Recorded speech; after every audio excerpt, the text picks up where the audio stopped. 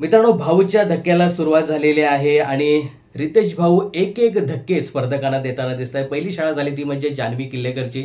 जान्हवी किल्लेकरने ज्या पद्धतीने पॅडी दादाचा अपमान केला होता, त्यांच्या ऍक्टिंगवरती, त्यांच्या अभिनयावरती, त्यांच्या पूर्ण करिअरवरती गेली होती, तर इथे जान्हवी किल्लेकरची शाळा झालीच. मात्र आता शाळा होते ती म्हणजे निकी तांबोळीची. ज्या पद्धतीने निकीने त्या सत्याच्या पंचनामा टास्कमध्ये जोकर म्हणून पॅडी दादाला हिनवलं होतं, याविषयी इथे रितेश भाऊ भाष्य करताना दिसतात. त्यानंतर ज्या पद्धतीने पूर्ण घर निकी तांबोळीने डोक्यावर घेतलेलं होतं, आर्याबद्दल जे काही भांडण झालं होतं आणि विशेष करून इरिना रुदाकवा हिच्याबद्दल जे तिच्या देशाविषयी जे काही भाष्य केलेलं होतं, तिला तिकडून रिजेक्ट केलं, त्यामुळे तू इथे आलीस, हा मुद्दा सुद्धा रितेश भाऊने काढलेला आहे आणि निकीला जबरदस्त असं झापलेलं आहे.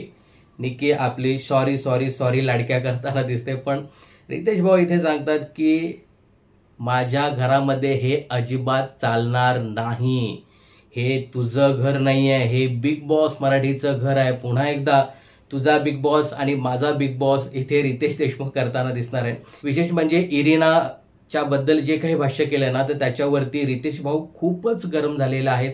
एक तर तू तिच्या देशाविषयी बोललेले आहेस, त्यानंतर तू इवेक्ट झालेले, तू अशीच बिग बॉसच्या घराबाहेर जाशील, हे मुद्दे सुद्धा इथे रितेश भाऊने काढलेले आहेत.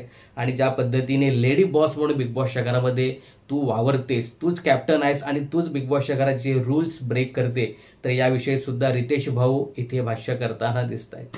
काय सांगायचं अजून तुम्हाला? रितेश भाऊने हिची अजून कोणकोणत्या मुद्द्यावरती शाळा घ्यावी हे कमेंट्स करून नक्की सांगा. बिग बॉसच्या अशाच अपडेट जाणून घेण्यासाठी चॅनलला सबस्क्राईब आणि फॉलो करायला विसरू नका.